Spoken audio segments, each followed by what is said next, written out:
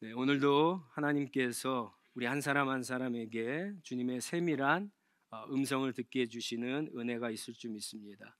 오늘 본문은 너무나 유명하죠. 많은 분들이 탕자의 비유라고 알고 있는데 사실은 정확한 제목은 잃어버린 아들을 되찾은 아버지의 비유입니다. 그래서 이 비유에서 우리가 집중해서 묵상해야 될 것은 이 아버지가 도대체 어떤 아버지인가 라고 하는 겁니다. 이 비유가 나오게 된 배경은 1절과 2절에 있죠. 1절과 2절 보시면 1절에 어느 날 세리들과 죄인들이 예수님께 나옵니다. 여러분, 세리 마태가 그 마태 잔치를 열지 않았습니까? 그리고 그 친구들을 부르고 거기에 예수님이 간 적은 있어도 이제까지 한 번도 많은 죄인들과 세리들이 예수님께 나온 적은 없어요. 근데 예수님께 나왔고 그들을 예수님께서 영접해 주십니다.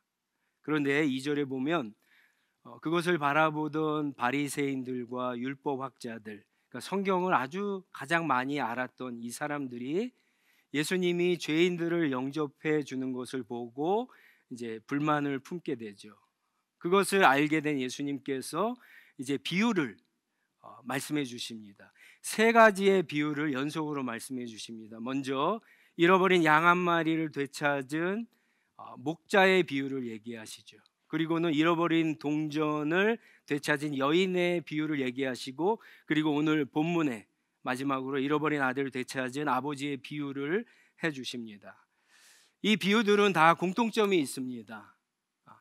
잃어버렸다 다시 찾은 게 공통점이고요. 또한 이 비유에 나오는 목자와 여인과 아버지가 잃었던 것을 되찾았을 때 엄청나게 기뻐했다라고 하는 겁니다. 다른 점도 있습니다. 다른 점. 첫 번째 비유를 보시면 잃어버린 양을 찾은 비유에는 그 양이 울타리 밖으로 멀리 나갔어요. 그래서 이 목자는 먼 곳으로 가서 잃어버린 양을 결국에 찾아갖고 돌아온 것을 강조하고 있습니다. 만약에 양이 멀리 우리를 떠나서 멀리 갔는데 그냥 두면 어떻게 됐겠습니까? 죽었겠죠.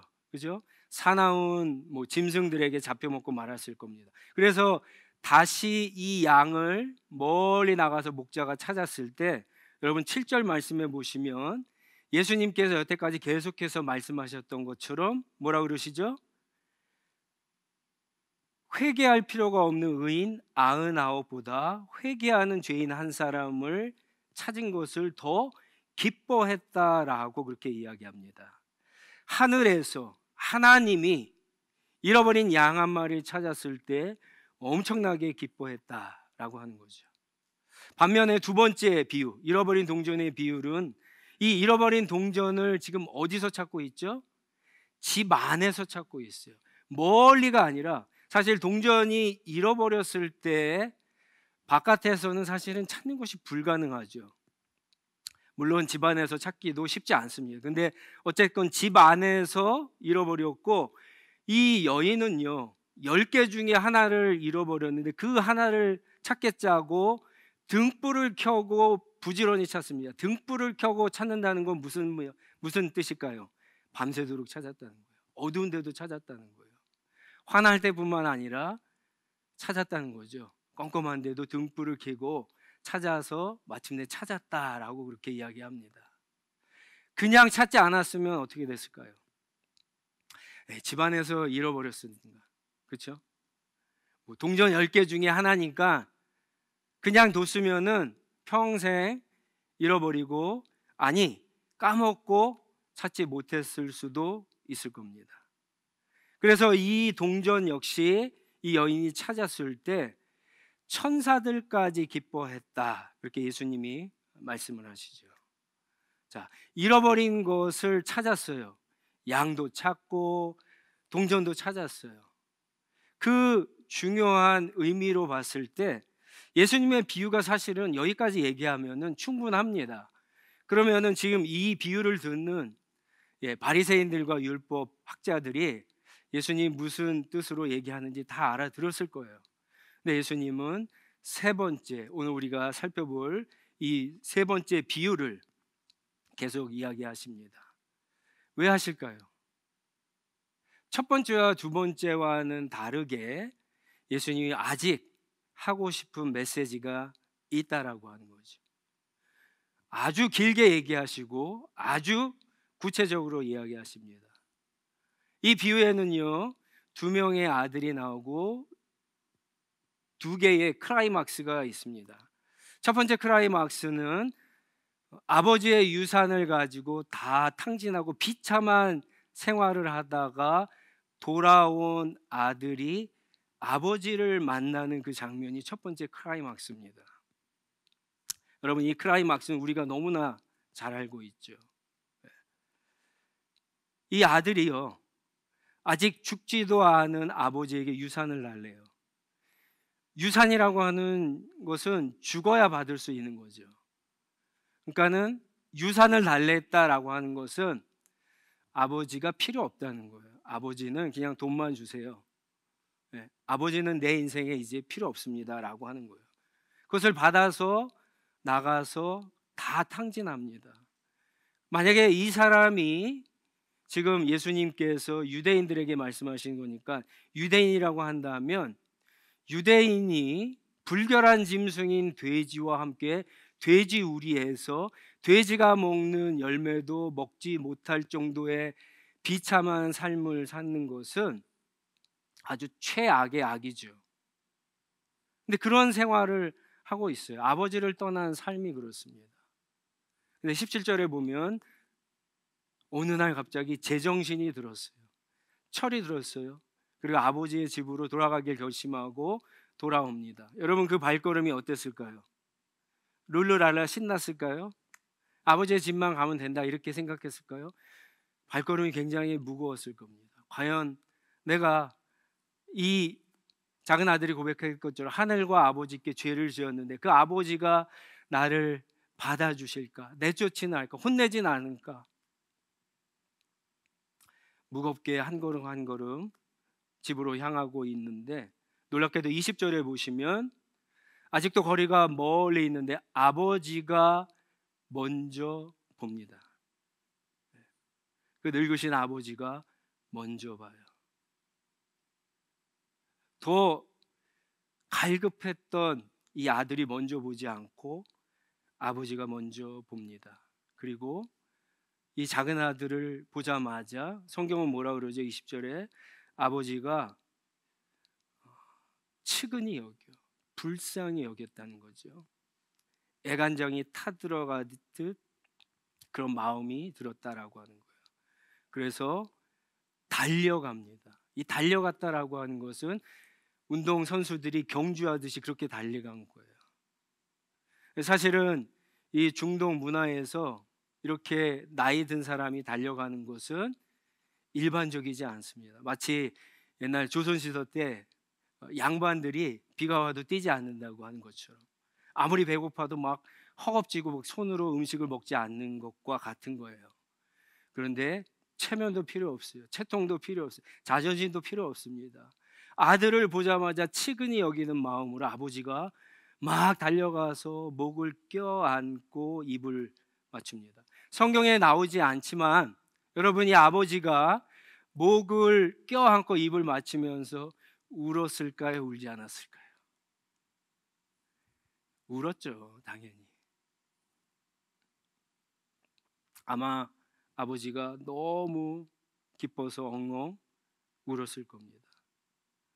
이 아버지는 집을 나간 아들을 그날부터 계속해서 애타게 돌아오기를 기다렸던 거죠. 그리고는 아버지는 아들에게 가장 좋은 옷을 입히고 손에 반지를 끼우고 발에 새 신을 신깁니다. 그 비참한 지경으로 살던 아들의 신분을 종들이 무시하지 못할 정도로 신분을 다시 아들의 신분으로 만듭니다. 그리고는 모든 종들과 사람들에게 공포하듯이 잔치를 열죠. 여러분, 첫 번째 클라이막스는 굉장히 극적이고 감동적이고 해피엔딩입니다. 근데 두 번째 클라이막스는 그렇지 않죠. 하루 종일 밭에서 일하다 돌아온 큰 아들이 이제 그 잔치에 참여하는 것이 이 비유가 다 끝나는 두 번째 클라이막스인데, 큰 아들이 열심히 일하다가 집에 돌아왔는데 잔치 소리가 들려요. 그리고는 동생이 돌아온 것을 알게 됩니다. 큰 아들은요, 자기 동생이 들어왔는데 집에 들어가지 않아요. 화가 나 있어요. 이 사실을 알고 아버지가 아들을 달래려고 나옵니다. 사실은 이것도 중동 문화에서 맞지 않아요. 아버지가 잔치를 베풀면은 아버지 옆에는 사실 누가 있어야 되죠? 큰 아들이 있어야 돼요. 근데 큰 아들이 잔치에 들어가지도 않고 집에 가지도 않고 밖에서 화가 내갖고 씩씩씩씩 대고 있어요. 그런데 아버지가 그 얘기를 듣고 아들을 달래러 나갑니다. 아버지가 아들을 혼내지 않아요. 아들을 설득합니다. 그런데 이 큰아들은 여러 가지 이야기를 하죠. 그동안 내가 아버지께 어떻게 충성을 했는데, 내가 아버지의 명령을 한 번이라도 어긴 적이 있습니까? 내가 친구들과 잔치를 할 때 염소 새끼 한 마리 잡아준 적이 있습니까? 불평을 이야기합니다. 그러자 아버지가 큰아들에게 이야기하죠. 31절 32절입니다. 너는 늘 나와 함께 있었다. 내 것이 다 네 것이다. 그런데 너는 이 아우가 죽었다가 살아났고 내가 잃었다가 되찾았는데 왜 즐기며 기뻐하지 않느냐? 해피엔딩이 아니죠. 두 번째 클라이막스 해피엔딩이 아닙니다. 그리고 어떤 끝맺음도 없습니다. 이 큰 아들이 집에 들어갔는지 잔치에 참여했는지 이야기하지 않습니다. 아마도 예수님은 바리새인들과 서기관들에게 그들의 선택에 맡긴 것 같습니다. 오늘 이 말씀을 듣는 저와 여러분에게 선택을 주시는 겁니다. 잔치에 참여할지, 집에 들어갈지, 아니면 집에 들어가지 않고 계속 화를 낸지, 잔치에 참여하지 않을지 선택을 주시는 겁니다. 이 본문에 나오는 이 작은 아들과 큰 아들은 1절 2절에 나오는 바로 이 세리들 죄인들과 바리새인들 율법 학자들을 이야기하죠. 작은 아들은 아버지를 떠나 자기 스스로 살려고 했던 이 작은 아들은 율법을 어기고 떠난 세리들과 죄인들을 이야기합니다. 하나님을 떠나 하나님 없이 잘 살 수 있었다라고 생각하는 오늘 저와 여러분들을 이야기하죠. 이게 작은 아들이에요. 율법을 멀리한 사람들, 하나님을 멀리 떠나서 자기 힘으로 살 수 있다라고 하는 사람들, 이게 바로 작은 아들이에요. 큰 아들은 누굴까요? 바리새인과 율법학자들. 이 사람들은 어떤 사람이죠? 율법만 어기지 않으면 하나님의 구원을 얻을 수 있고 의인으로 그렇게 하나님의 보상을 받고 살 수 있다라고 하는 사람들입니다. 오늘날로 얘기하면 하나님의 말씀만 어기지 않고 신앙생활하면은 구원을 받고 의인으로 살아갈 수 있다라고 착각하는 저와 여러분들을 가리키죠.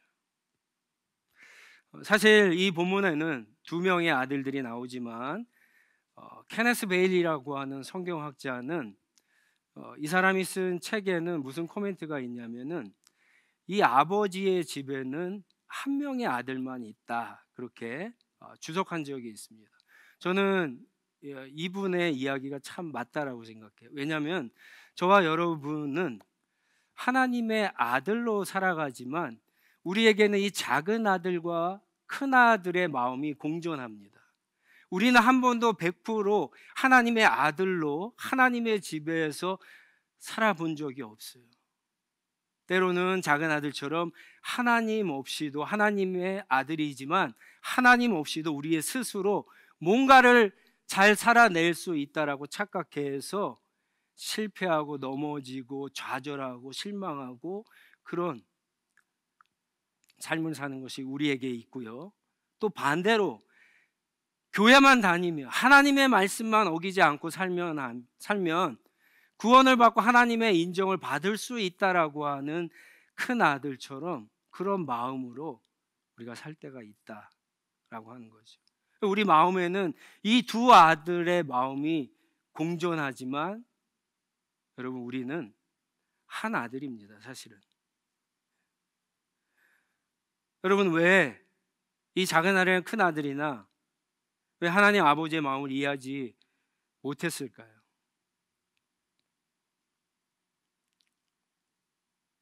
이 작은 아들이나 큰 아들이나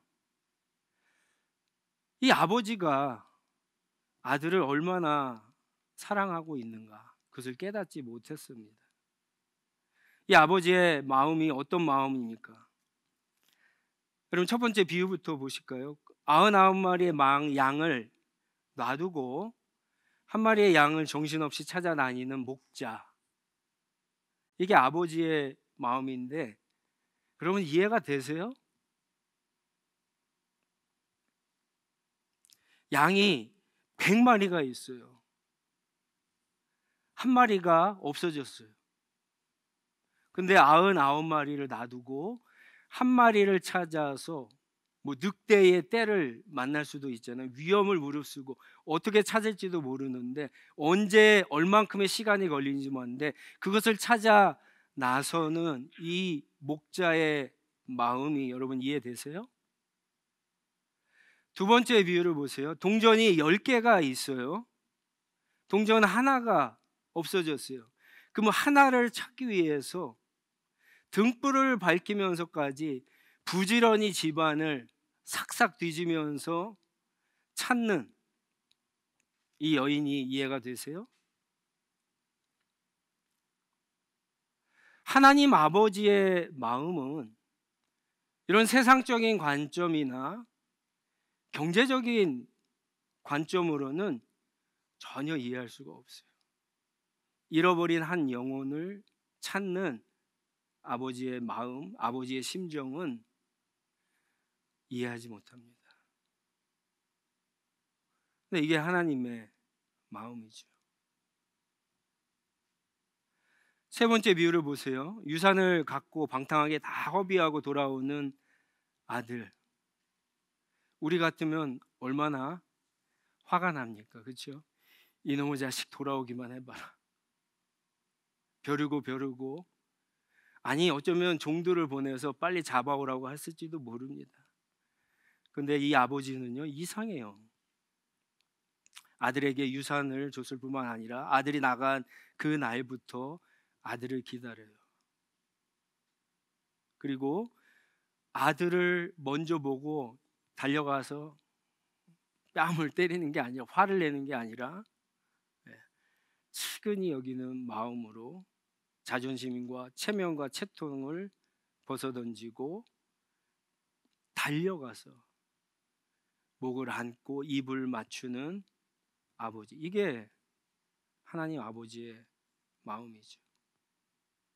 동생이 살아왔는데 아버지가 잔치를 열었는데 큰아들이 참여하지 않아요. 아버지의 명예가 떨어졌어요. 체면이 깎였어요.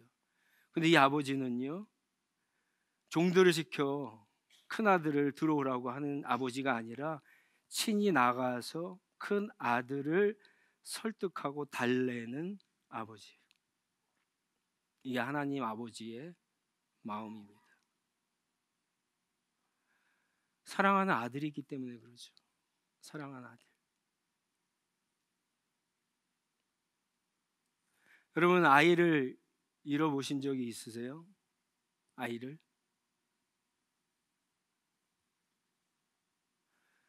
저는 그 제 둘째, 예, 우리 둘째를 한 10분, 15분 정도 잊어버린 때가 있었어요. 예.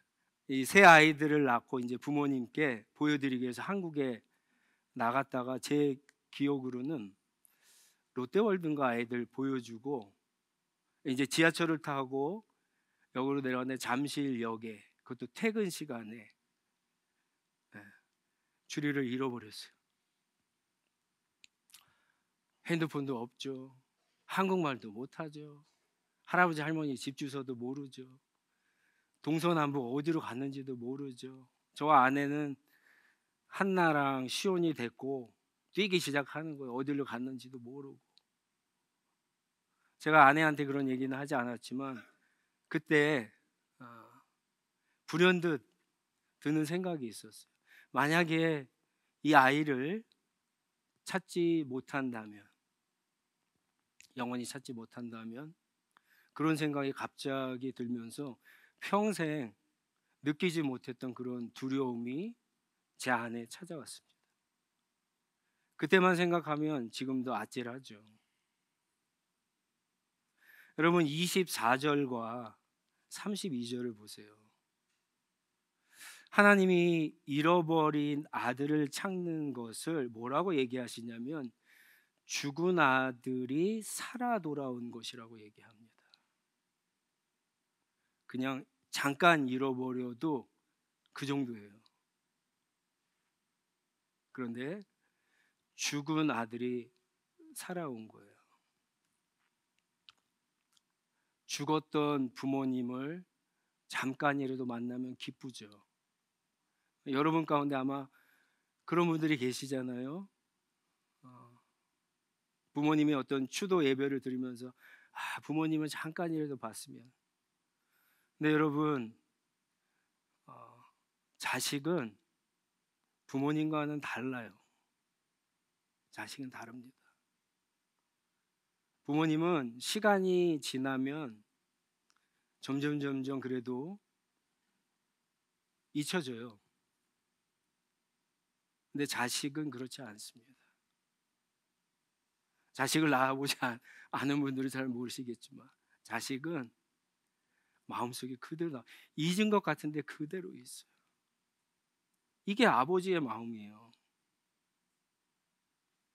이게 저와 여러분들이 하나님을 떠났을 때 하나님 아버지가 가지셨던 마음이에요. 하나님 아버지가 지금도 하나님 없이 자기의 힘으로 능력으로 이 세상을 살아가려고 하는 작은 아들과 같은 저와 여러분들을 향한 마음이 바로 이런 마음입니다. 예수님이 왜 이런 얘기를 하셨을까? 저는 이 본문을 가지고 사실 제일 많이 설교한 본문 가운데 하나인데, 본문을 준비하면서 저는 이 본문이 좀 다르게 비쳤어요. 저는 1절과 2절을 읽으면서 예수님이 사실 이 본문은 이 바리새파와 율법 학자들에게 하신 말씀이거든요. 잘 읽어보세요. 그죠? 이들에게 하신 말씀이에요. 제자들에게 하신 말씀이 아니에요. 이들에게 하신 말씀이에요. 그런데 결국 이들에게 하신 말씀이 뭐냐? 결론이 그것은 마지막에 집으로 들어오라는 거예요. 잔치에 참여하라는 거예요.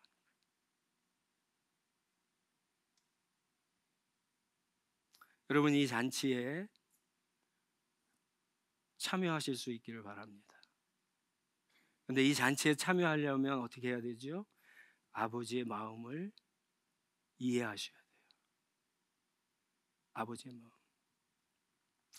우리 기독교 신앙에서 가장 중요한 것은 예수님을 따라가는 거죠. 이제 얼마 후에 우리가 고난 주간에 또 예수님을 따라가는 한 주간을 묵상하는 특별한 시간을 갖게 됩니다. 예수님을 따라가는데 따라가서 성공하고 잘 되느냐가 아니죠. 그렇죠? 예수님을 따라가면서 예수님을 닮는 게 핵심이에요. 기독교에. 그런데 그 핵심 중에 핵심을 이루는 비결이 뭐냐? 그것은 하나님의 아버지의 마음을 우리 마음속에 부음바 받는 거예요. 이거가 없으면 우리의 신앙생활은 꽝입니다. 여러분 보세요. 우리가 지금 하나님을 찬양하고 하나님 앞에 예배드리러 이렇게 나왔어요. 그런데 이 찬양과 예배의 중심 주제가 뭐예요? 잃어버린 아들들을 되찾은 아버지의 기쁨, 아버지의 구원의 은혜와 사랑이죠. 이거를 모르는데 암만 찬양하고 암만 기도하고 암만 예배하는 게 여러분 무슨 소용이 있을까요? 그거는 진짜 하나님 아버지를 잘 모르는 거예요.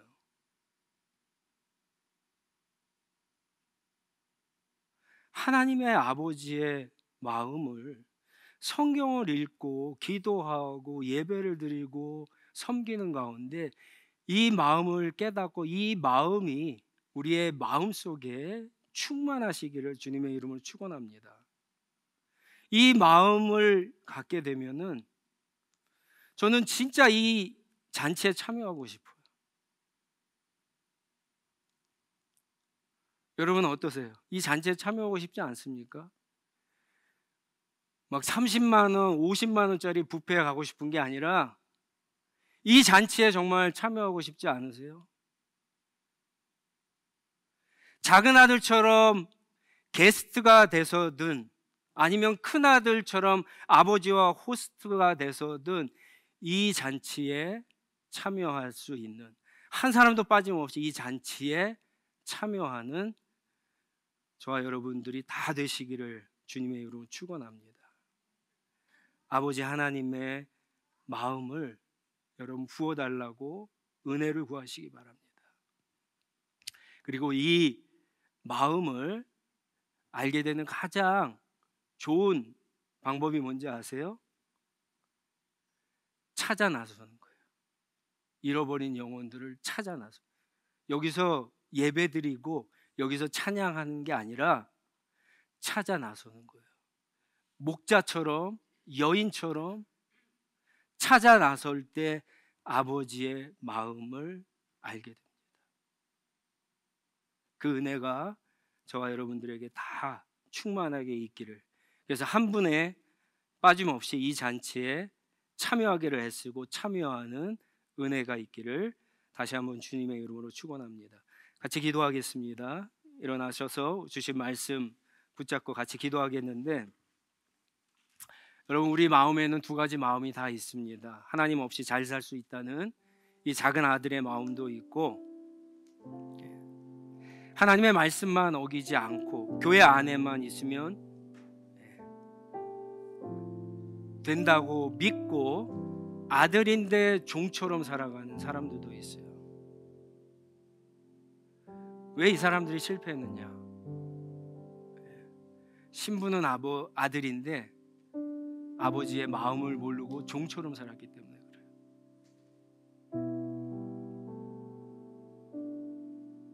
여러분 아버지의 마음을 부어달라고 한번 기도했으면 좋겠습니다. 하나님 아버지는 어쩌면 저와 여러분 가운데 지금도 잃어버려진 존재들이 있어요. 양처럼 헤매는 존재가 있고 동전처럼 어디인가 어두운 한쪽 구석에 던져진 그런 존재들이 있습니다. 근데 중요한 것은 여러분 이 비유를 읽으면서 꼭 기억해야 될 것은, 우리는 잃어버렸지만 하나님 아버지는 우리를 찾고 계시고 찾아내신다고 하는 거예요. 그래서 아들이 아버지께로 가야 되겠다 정신을 차리고, 영적으로 얘기하면 철이 들어서 아버지께 돌아가는 결심이 중요한 거예요. 아버지는 이미 용서하고 기다리고 계세요. 우리 중에 어느 누구도 어떤 죄를 지었어도 아버지의 용서를 받지 못한 사람은 아무도 없습니다. 아버지가 기다리고 계세요. 아버지께로 돌아갑시다. 아버지의 마음을 부어주셨어요. 우리도 주님과 함께 잃어버린 영혼들, 천하보다 귀한 영혼들을 찾아다니는, 그래서 아버지의 마음을 알고 이 잔치에 참여하는 은혜가 우리 모두 가운데 있기를. 여러분의 인생을 던지세요. 여러분의 시간을 던지세요. 여러분의 돈을 던지세요.